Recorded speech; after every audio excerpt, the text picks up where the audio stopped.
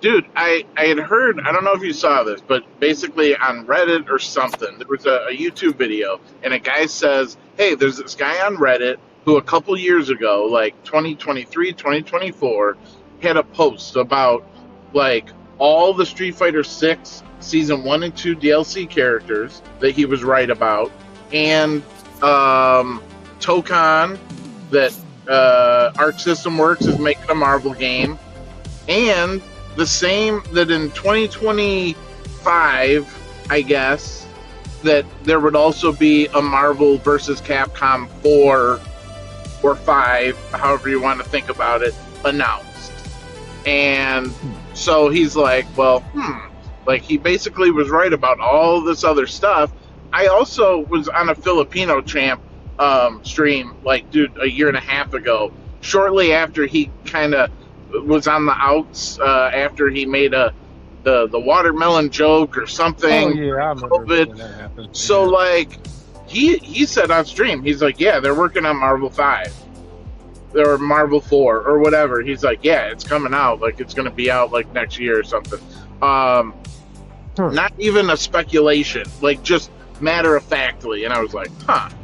And so I don't know if Sure, we're confusing it with Tokon? Or? No, well, that's the thing. He didn't say. But what I'm saying is, you know, he was super chummy, at least he was, with Combo Fiend, with some of these guys that were involved with Marvel Infinite.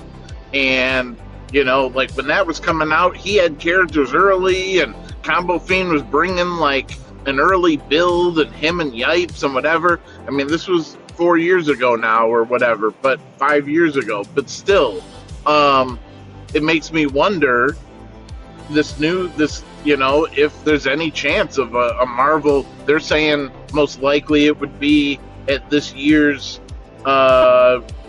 game show or something coming up in like late November, December, or early winter of 2026. So I don't know, man. You know what?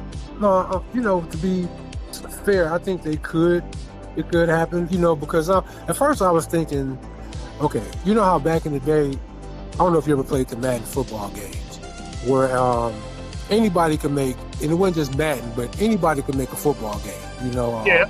And then, and that was good because that's competition, you know, like 2K Sports made good football games to compete with Madden, another company did.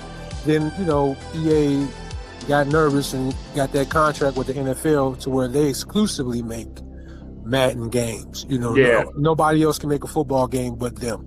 Yeah. But I was looking at it like as far as with a fighting game, 2 Marvel franchise fighting games going head to head. I mean, it sounds cool. Which one would you gravitate more to? Probably the Capcom. No, probably the Capcom version. Oh. Okay. So, but it just for me, I wanted to feel something like I really loved Marvel 3. It wasn't exactly what Marvel 2 is different. They're a little bit different as far as some of the things, and you know, there's people who had issues with the what's it called, the comeback mechanic of like X Factor and different. I get it, you know. There's certain different things that are a kind of a differentiator in the that were a first to be different in that genre. Like X-Men vs. Street Fighter all the way to Marvel 2 had kind of felt pretty similar, you know, in game. You know, they tweaked the assist, changed a little bit, then it was 3-on-3 obviously in 2, but some of the core mechanics were a little different, and you know, so my thought is I kind of feel like, I hope it's true. Now, the one thing that was a little off was some of the timetables. But again, this guy was saying this in 2023 or 2024, and he's saying all of the DLC of basically Street Fighter 6. He names Bison, Alex, you know, he says Chun and Ken are going to be in there. And you know, or that they're going to be in the version of Fatal Fury, and that I mean, dude, he says everything, and like this was, you know, two years in advance. So my kind of legit source.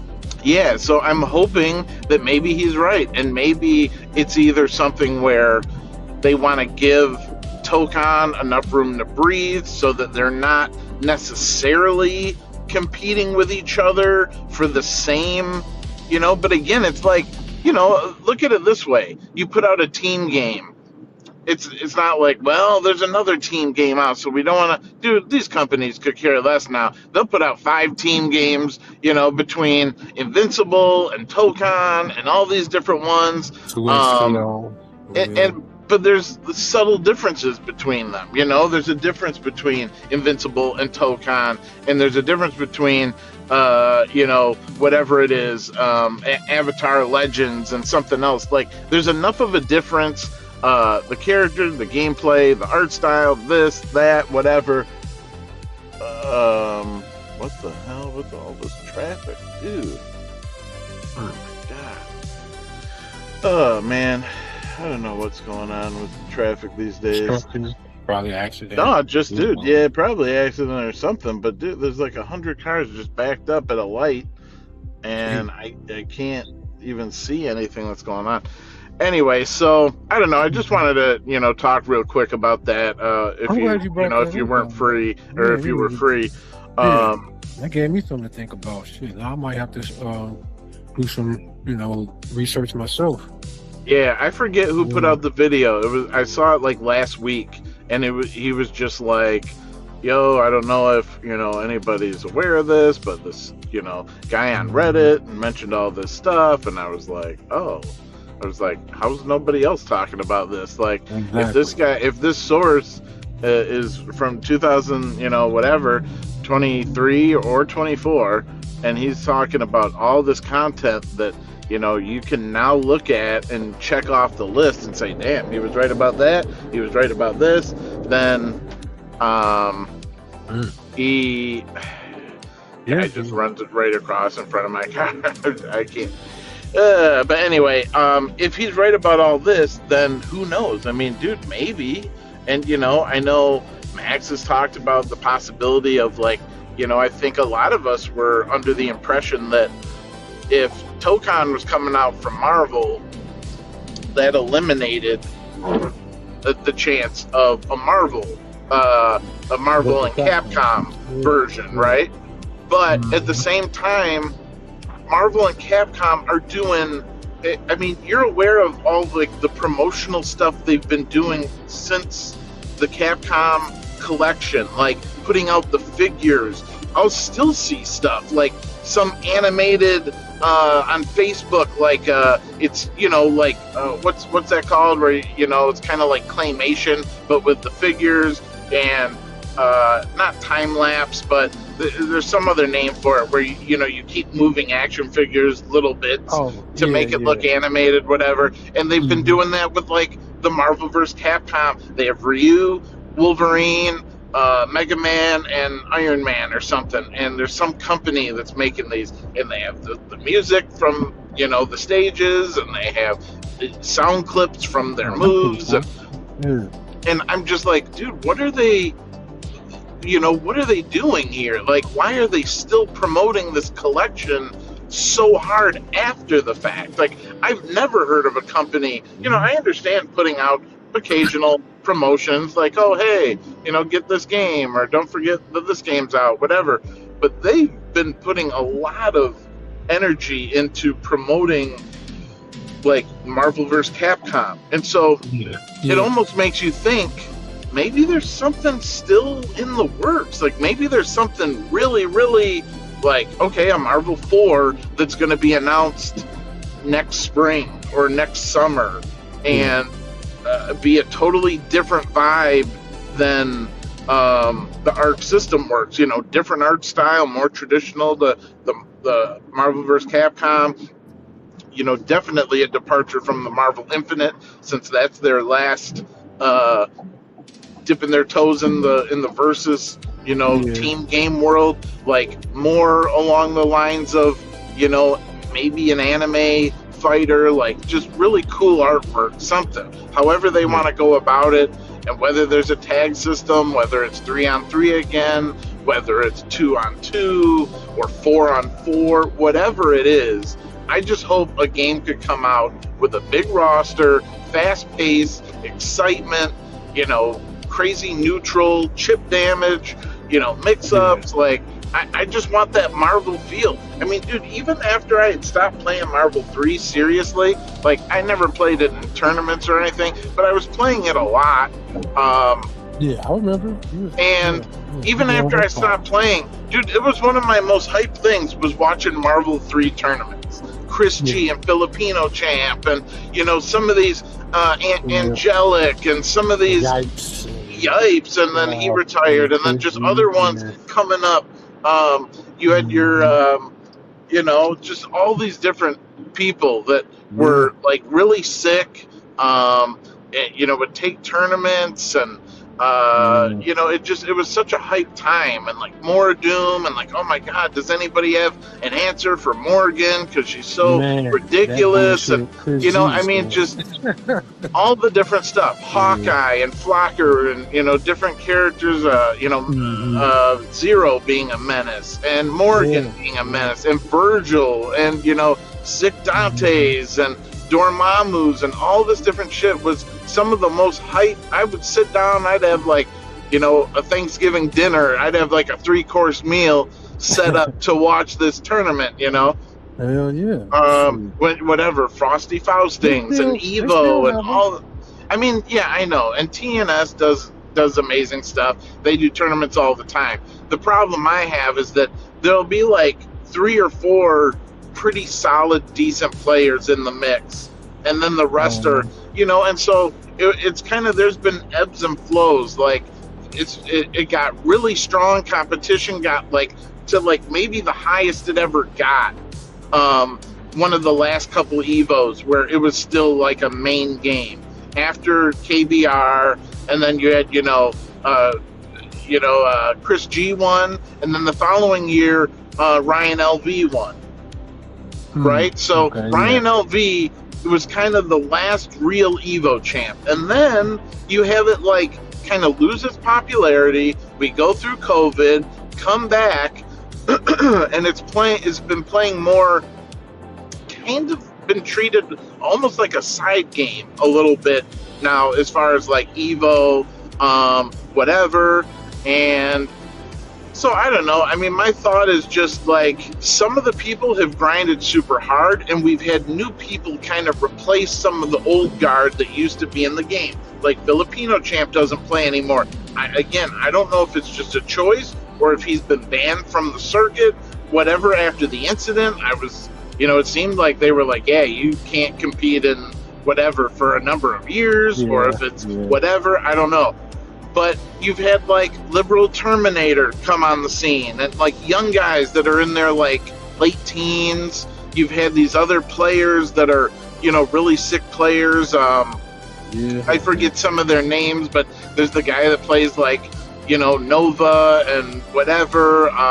I keep forgetting some of their names, but Idom. He had a. Idom was good for a minute, and he again. But he would go back and forth, and he's playing multiple games. Like his real game was still Street Fighter V, and then even Street Fighter 6. He was kind of good in the beginning with his the girl that I forget what her name is, but she's like a dancer. And she does like those grabs, like ballet grabs or whatever. Oh, okay. And he was really, and he was really sick with Manon or something. And he was really sick with her for a while. But then I think she got nerfed in an update or something. And I haven't seen him since. And so it's hard when you're playing really competitively. Like same thing with who's that other player? Dual Kevin. And he was one of that. He was really strong in Marvel, but he made a choice because obviously there's more opportunity to be, to get what's it called, to get sponsored and to make money in the Street Fighter League and all this stuff. There's way more opportunity in Street Fighter 6. So he focused all his effort on that, and he's really good. He's, probably a top 20, 30 player in the country. He's placed like top 8 at a lot of things. top 3 or 4 at some of the tournaments. I don't think he's won any, but he's got like second, I think, at a couple. And the thing is a lot of these players, it's hard to be the best in multiple games, to that award-winning, tournament-winning level. So it's like Chris G, same thing. He kind of fell out of Marvel, started focusing on other games, and then when Marvel had a little bit of a resurgence back for that TNS Evo Marvel 3 Legends, or like old games brought back, and then all the old players came out of the woodwork, a lot of them anyway, not all of them, but you had your Chris G come back, and you could see he was rusty as hell, but he was still good enough to take wins. And but it's one of those things where then you had other players who stayed and played the whole time. So you had your players like Ray, who he kept ascending to this like super ridiculous level. But unfortunately, he still has a team that has a couple weaknesses. Like Sentinel, as great as some of his Sentinel comebacks are, and as good as Drones can make his pressure with Magneto and Doom, it's still Sentinel. So unfortunately, like teams that have a Virgil or have a Morrigan, sometimes he gets fucked up by, and they steamroll him because it's just a bad matchup, but yeah, I mean, there's these Liberal Terminator and Ray and what's the other guy? Coach Steve. Some of these players who they've like been gone. They say they're retiring, and then here they are again out of nowhere at a local tournament or whatever, and then they're gone again, and then they're whatever. So it's hard to know exactly who's still like practicing all the time. But I see like the same 2 or 3 guys a lot of the time in the TNS, and it's usually one of them that wins. Because if they're doing, they're doing it online, these tournaments through, I forget whatever it's called, where it basically lets you simulate like a network connection over the internet. They were doing it a lot for, during COVID and stuff. Yeah. And so, Ray would host, these tournaments, and, Yipes sometimes, before he kind of fully jumped over to Street Fighter 6, he would host these, the curly mustache and the Marvel 3 tournaments and the can openers and whatever.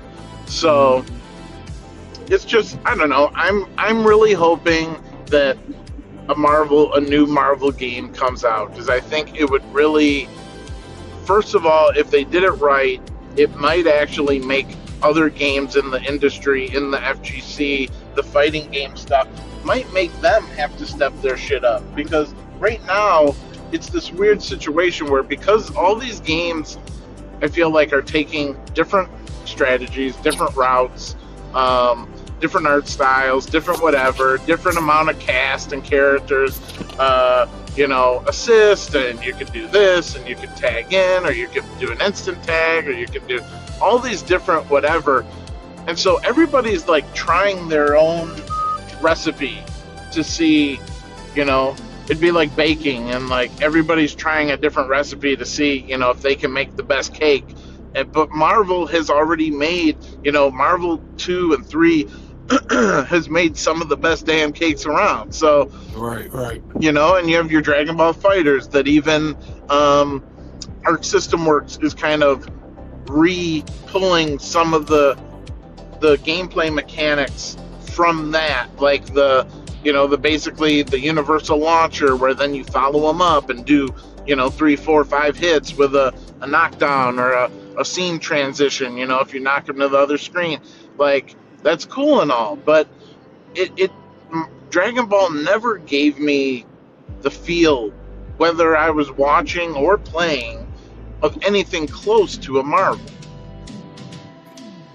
Yeah, and it's different now, but still, I get it. I know.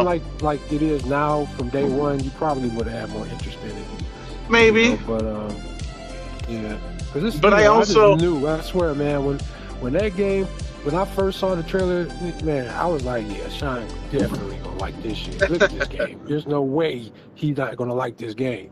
I love looking at it. I mean, it's gorgeous. The art style, the animation, basically being able to have the height of good animation in the shows. Like, essentially, and we talked about this a little bit that back in the day, Dragon Ball Z, for me, with having a real artistic eye, man, it was so hard for me to watch some of the episodes that were really poorly drawn, and the animation, they would have some that just looked like ass, and then they'd have some that looked like better than the best movies. And I was like, wait, how do you, Super did this, and Super had some of the worst, animation and drawing of where they were like redoing Battle of the Gods, and they had like a 10-cent budget, and they were just, it was like stick figures, and I was like, oh my God, this is garbage. Terrible.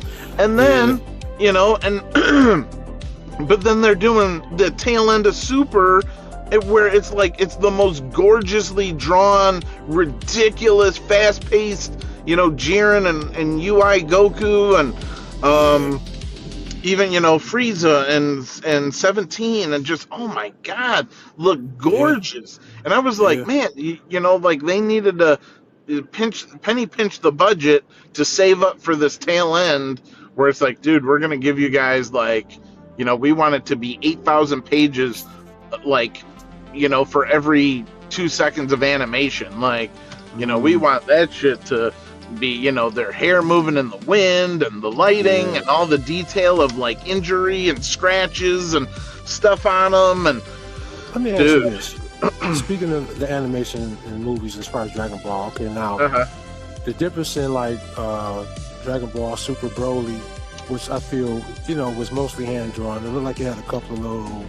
maybe CGI parts, as opposed to Gohan Beast, which, shit, man, it was a cool movie, but you could tell a lot of that was CGI. You know what I'm saying? I mean, did it bother you that I don't know, man? CGI, I'll tell you what. Broly? I still haven't really even officially seen the movie. I saw it, and I was watching it on it was it popped up on YouTube or something, and it was one of those where someone's streaming it and then it got taken down. So I watched most of it, and then I found it and finished it, but it wasn't the highest quality. It was kind of semi, it wasn't cam footage, but it definitely wasn't super crispy HD. And so I could tell with Super Brawly that something was different. I remember in the trailers seeing Goku, and he was getting ready for the fight. He had his orange on after he takes off his coat, and that they both had a coat on, which is so weird to see them in any kind of coat, because they've been in all kinds of different weather and never needed one before. But so I saw the trailer, and I was like, I don't know, it just looks a little, the way they're drawing the characters, because they were really consistent with how the characters were drawn in all the Dragon Ball movies. Obviously, the art style changed a bit during from the Namek saga and the old Toriyama style to the newer, once they got to basically up to Frieza, the artwork changed. The way Goku and Vegeta were drawn, they were drawn a little fuller, a little bit more muscular, and it had a tonal shift essentially. But throughout all the movies, let's say so movie 5, 6, 7, 8, 9, 10, 12, 13, all those, Goku looks identical. He's drawn basically the same. Movie 7, you still have him having 5, 6, and 7. He's got the little bit exaggerated eyebrows, the very heavy eyebrows. I mean, these are all these nitpicky things. If you really go to look at it, you'll see what I'm talking about. But again, for the most part, Goku was drawn very, similar in every appearance. Right. it wasn't until this last movie, the Brawley movie, that I was like, wait, why is he? Battle of the Gods came out, Resurrection F came out. He looked fine in both of those, but it was like they were doing something a cross between base Goku, but like almost an influence of Super Saiyan God, like a lot less detail, and kind of younger looking. Like he looked like he was 20 or something, and I was like, I don't know if I like the look. Once it got going and close-ups, it was fine. Yeah. But a couple of these shots, and I was like, I don't know if I like that art style.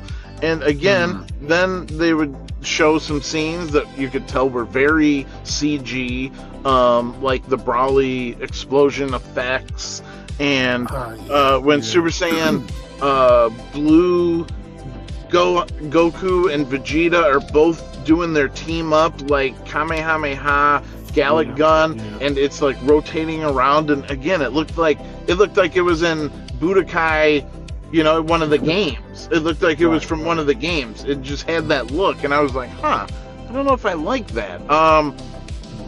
But then you see those other scenes where, like, Super Saiyan Blue Gogeta is going to town, and how sick the animation was up close. Regular Super Saiyan and Blue, and it was so gorgeous. Like, some of the scenes were amazing, and I was like, oh my god. Like, so it was this weird thing where there was like some of the best art I've ever seen, some of the sickest drawing, some kind of weird choices with artwork, and you had those stretched. Do you remember the stretch? And it's in the game. Like when Gogeta, Super Saiyan Blue Gogeta, does his with two hands, and he basically splits his hands apart, and there's a big explosion.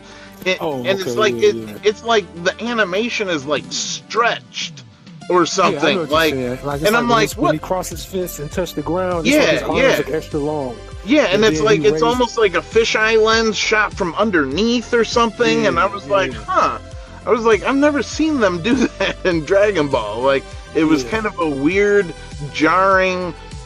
I could see them doing that in like One Punch Man as like a cool shot.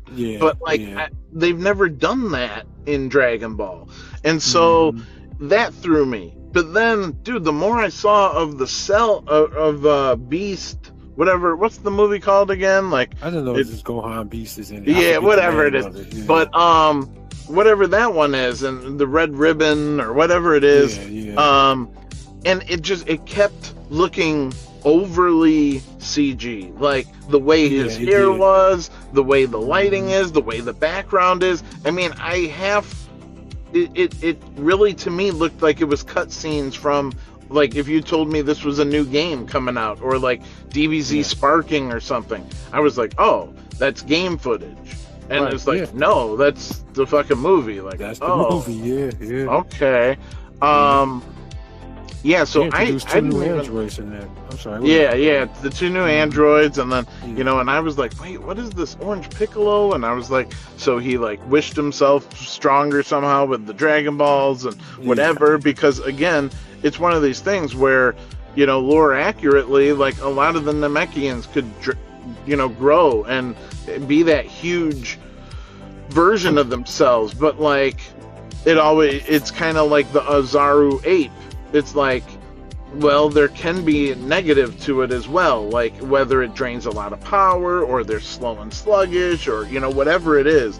So it didn't seem like a practical, but like when he, and I don't even know still, like, what was the wish exactly? That he had immortality, or like he made his strength stronger or something, because the orange, it's like, and they're really leaning into this like color. And do you remember what I said? I said this 2 or 3 years ago. I was like, they've basically gone through the rainbow of colors, and they're gonna be, you have yellow, you have white, you have blue, you have whatever, and they've even shown, if you remember in Super Brawly, green for a second. Greenish, Vegeta was green for like a split second. I was like, what the hell is that? Like, when he was turning Super Saiyan God, or when he was turning Super Saiyan or something. And then you have Brawly, who's kind of a natural fluorescent yellow green.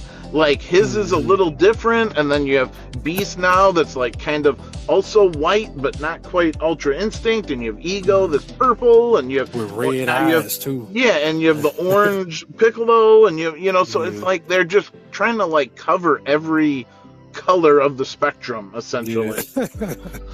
And it's just so weird now. So I don't know. I mean, it's cool. I mean, you gotta all of these shonens, they all have that, their gimmick. Even like I said with One Piece, I don't know much about One Piece, but I do know it's a similar type of a progression. Like Dragon Ball, they get stronger and stronger. Yeah. Depending on this fucking devil fruit they eat or whatever. Dude, and I mean, again, I watched a ton of Naruto, like maybe 200 episodes, and I watched some. I wouldn't mind checking out some of One Piece. What's is Naruto good? You have to. It's really good, but the problem is, what I would want someone to do, if you want me to be the biggest Naruto fan, somebody has to like come out with an edit, or if they did a Naruto Kai, right? Okay. So essentially what they would need to do is redo the show, essentially cut out recaps. Because what they do is mid-episode, something could have happened 3 minutes ago, and they have a recap. And I'm like, wait, this just happened. Why are you telling me this was just last episode? And like, they're like, oh, well, remember when you said this, and remember when you said that, and oh, that made me feel whatever, and he hinted at this, and he hinted at that, and so then instead of like remembering it in a quick sentence, oh, Master whatever told me this. No, they show you again, and they show the scene, and they show it, in kind of a ghosty, that like, this is the past, muted color. And dude, a third of the entire show is this. Oh, that's dirty. Like over a third. And I was like, what the hell, dude? Like, it's just, I can't even get moving forward in the story without a recap. It's like 2 steps forward, 1 step back, constantly. Right. I see you. And so as sick as the art style was, as sick as the music was, the characters were dope. And it's like, I just constantly had to, it's like, dude, you're in the middle of a fight. You're in the middle of like Gaara with the sand and the Lee, the really fast monk guy, and it's like they're fighting, and then Gaara has like a memory of his mom, and he's like talking to her, and then she told him this, and then now he's whatever, and then Lee remembers something that he was taught by his instructor, and it's like, dude, let me see the damn fight that's currently going on. Like, right. I don't know, man. The reason I asked, because I watched Maximilian a while back. He was reacting to like the supers in those Naruto games, and them supers is fucking incredible. Yeah. Like, goddamn, I didn't know they were like that. So cinematic. Yeah. And even Max was like, this is some of the best shit I done seen super wise. So that kind of piqued my interest in like their abilities. This Nine-Tailed Fox and all this other stuff, and but I get it. If that's they're really good at like building lore and the world building and these different clans and these different schools and whatever and different like methodologies of fighting and whatever in the ninjutsu way,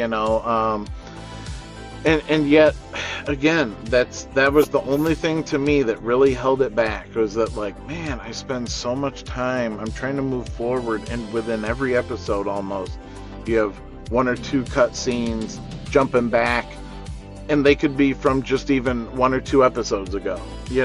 It's like, this isn't like, remember last season when remember when I was a boy and he told me this like 5 years ago, 10 years ago.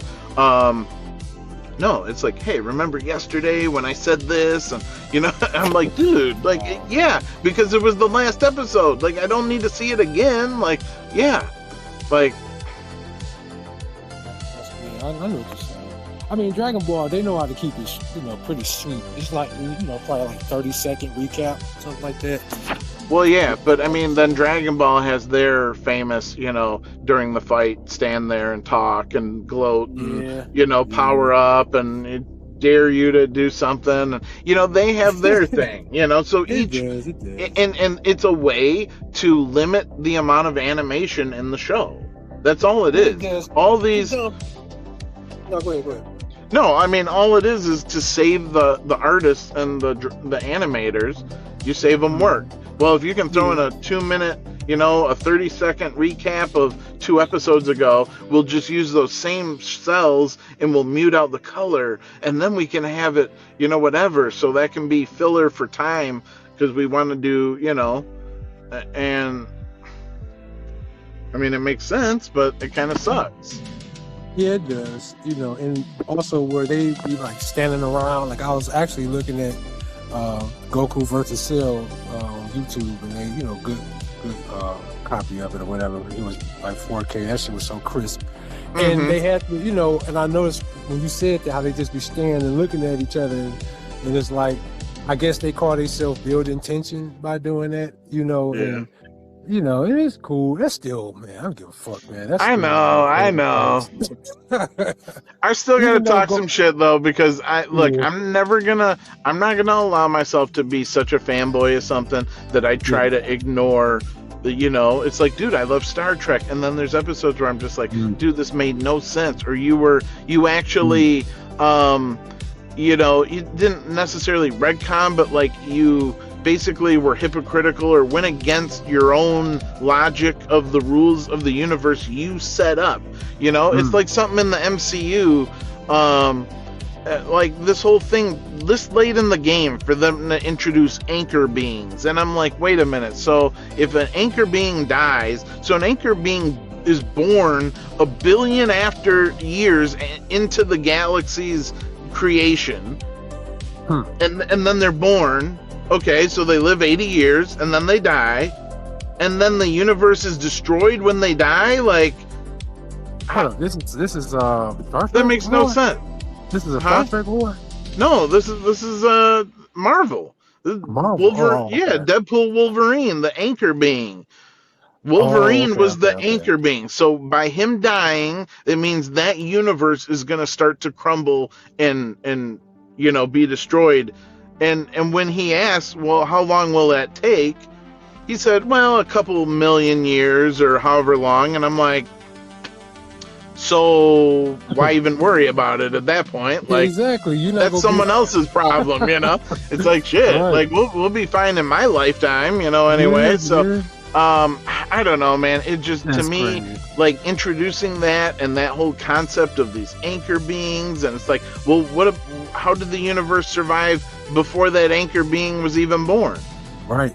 Yeah. Like it makes no sense. And it was a convenient thing to try to make it seem like you had to find a reason why Deadpool had to find another Wolverine, to try to replace him with that one. But instead of writing some other way around it, that's what they went with. And now you're trying to say that there's anchor beings in all of Tony Stark might have been the anchor being of our universe. And so, maybe that by him dying, it's like, dude, get the fuck out of here with that. Like, right, it gets too convoluted when they do that type of shit.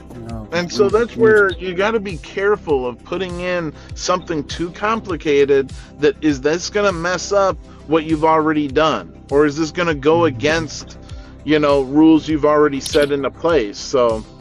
Right. But all right, man. Well, look, I'm gonna let you go. I'm here at my work. I gotta pick up a client here, so I appreciate dude. This is gonna be a lengthy one. I may even put it into 2 parts or something. So, but it was cool to touch base with you on all these things. I always have these ideas in my head, and I'm like, man, well, what the hell about this or whatever, and. I'm still hoping. Before you get do you edit anything with the AI? Like, me and you might have mentioned this, but I actually it was a guy. He had posted some AI related where they did something I think it was Star Wars or something, and they took an old scene and redid it with AI, and the shit was excellent. So I put a comment. I was like, I would love to see someone take the Hunter Smith fight with Neo and redo it with AI, because it hasn't aged that well. I think maybe you touched on that before. And shit, I mean, are you good enough with AI to do some shit like that?